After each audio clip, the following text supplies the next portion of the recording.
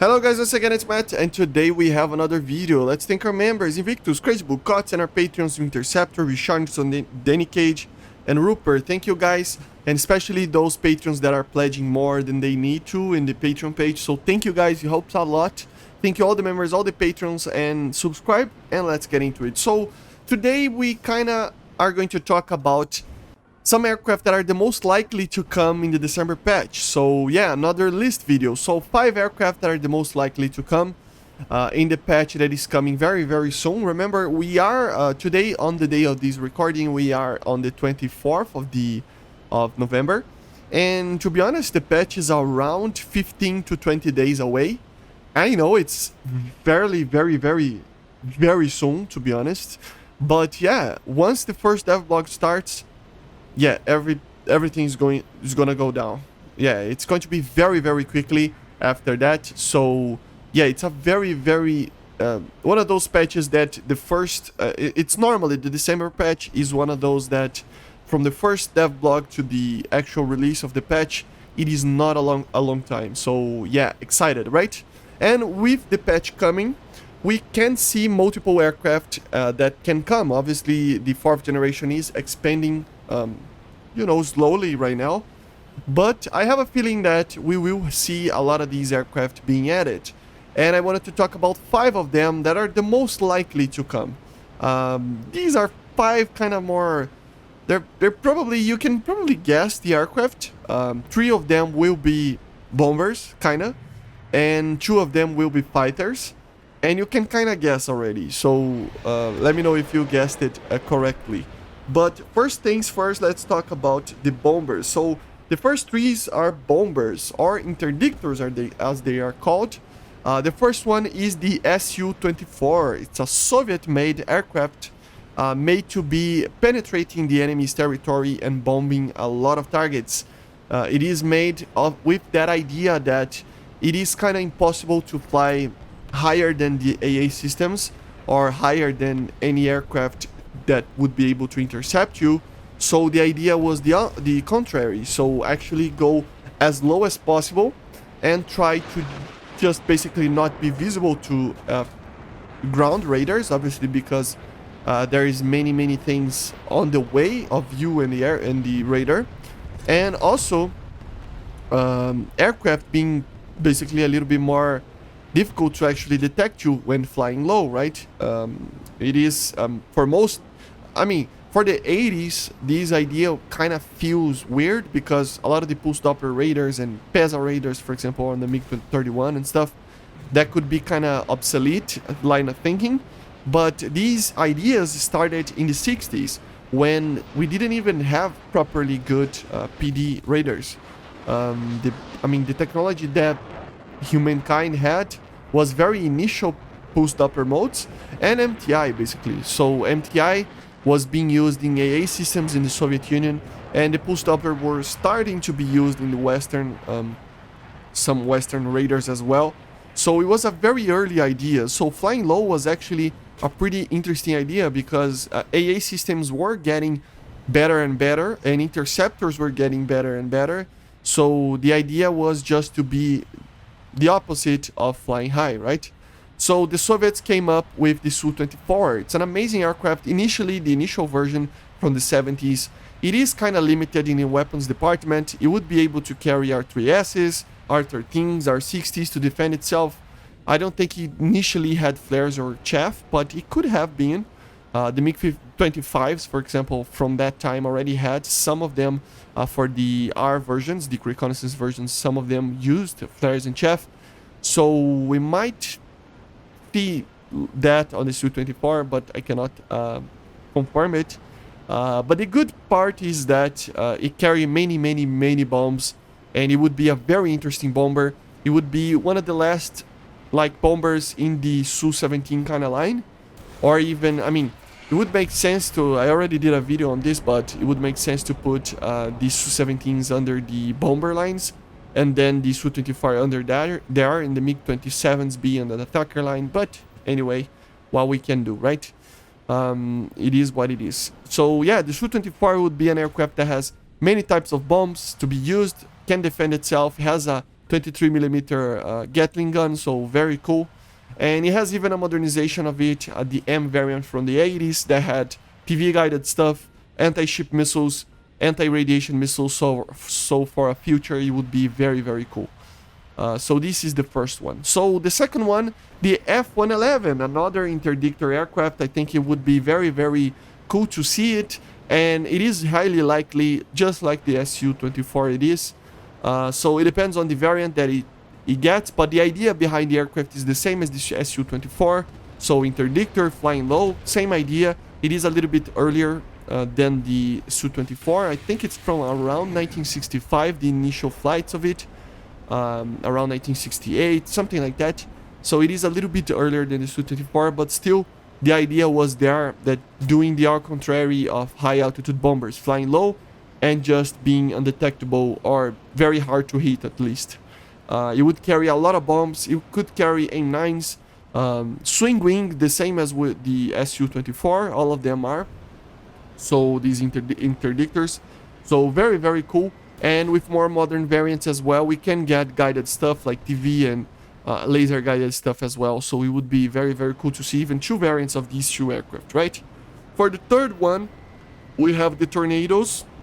So yeah, obviously the line of thinking is that if the Tornado IDS comes, the Su-24 and the F-111 should come as well, right? Even in the same patch maybe. So these ideas of these three aircraft, they are basically the same. They are swing wing, low altitude interdictor, basically penetrators of enemy lines, you know.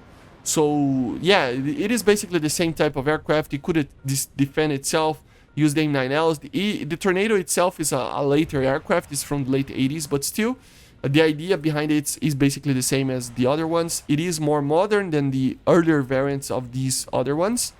But the other ones also got basically modernizations on the 80s as well. So yeah, the IDS would be a major aircraft because it is the main version of the Tornado.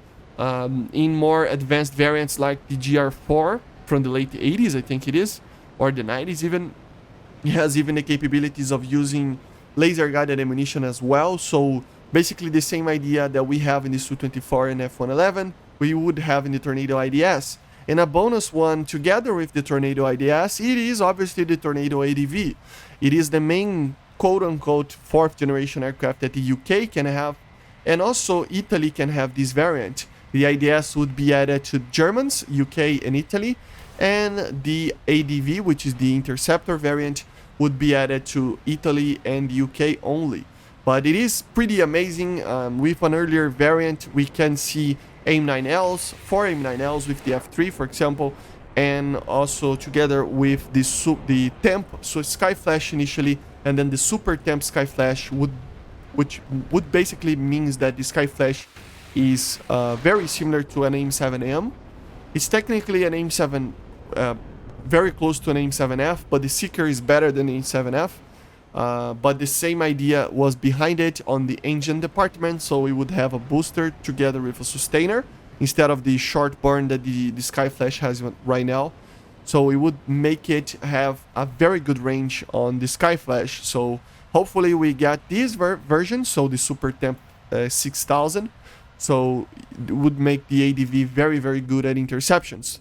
Would have a very good range. The Fox Hunter radar has even more range than a radar on an F-15, for example, so it is a very, very good radar.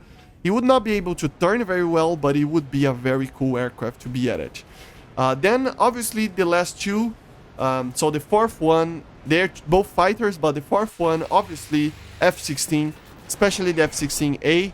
I think it's just highly likely to come, the F-16, even if it doesn't come to the US or something like that, because the US has the F-14. I doubt that they will do that, but sometimes they do that kind of thing, which would be very weird, but still. So be prepared, but still, the F-16A in a general sense would make sense. The variants that the Chinese and the Italians used, and also obviously the Israelis, they used, Israelis in particular used earlier variants and later variants as well. But they can be fairly good on a BVR department. It would be a very similar radar as in the EJ Kai, but an improvement of it, maybe even with TWS, depending on the variant on the block of the F-16. being able to carry sparrows, and basically 2 sparrows and 4 M9. So it would be very, very cool. So yeah, very basically would mean that a lot of these nations would dip their toes into the 4th generation arena. Would make sense, right? So yeah. And then the last one, and the most excited one probably for most people, the MiG-29. Obviously the MiG-29 is highly likely to come. Not highly likely because it's less likely than the other ones. It would put a kind of a pressure on the kind of power creepness of the game, you know, because it is an aircraft that will be superior to a lot of these aircraft that we already have in game. The F-16, it can be balanced in a way that it won't be OP, you know, but the MiG-29, it kind of doesn't have that. The only variants that it had, I mean, the F-16 has variants of only using IR missiles, for example, and early raiders that doesn't have TWS and etc. But the MiG-29 is already has a lot of technology on it, and that would make it a very dangerous aircraft. Power to weight, thrust to weight would be a very good aircraft. Radar would be a very good radar for the game. Missiles would be amazing. Everything would be amazing on this aircraft. The only problem with it, and the main problem with it, is the fuel consumption and the low fuel that it has, especially in these initial variants. The later variants from the 80s, late 80s and early 90s and late 90s, especially with the SMT and stuff, and the M and other variants, the fuel is better. But these earlier 80s versions, they are very, very problematic in the fuel department. They can only have 4 to 5 minutes on afterburner, so that's a very short time. So I hope they actually, if they add this aircraft, it will kind of need a drop tank to be a little bit more competitive. If you control the afterburner, it's going to be fine, but it is a problem on the aircraft, right? So yeah, these are the 5 aircraft that I think are the most likely to come in War Thunder. Maybe it's a little bit of hoping kind of factor as well. Obviously, we are hoping that the MiG-29 comes. We are hoping that F-16 comes. But still, we can have a bad patch. So we must try to lower our expectations. But they always try to surprise us with something good. So hopefully they do that. I mean, if the MiG-29 is shown, it's not going to be very surprising. But anyway, it will be exciting anyway. So yeah. But yeah, it's 5 aircraft that are likely to come to the December patch in around 20 days. So let me know in the comments if you agree with me, if there is any aircraft that is more likely to come. Remember, I'm not putting a wish list here. I think these are the aircraft that are most likely. They're probably going to be added soonish anyway, and some of them are probably going to be added in this patch. Hopefully, at least. But anyway, subscribe. I hope you enjoyed. Let me know in the comments, and I see you guys on the next one. Bye, guys. See you.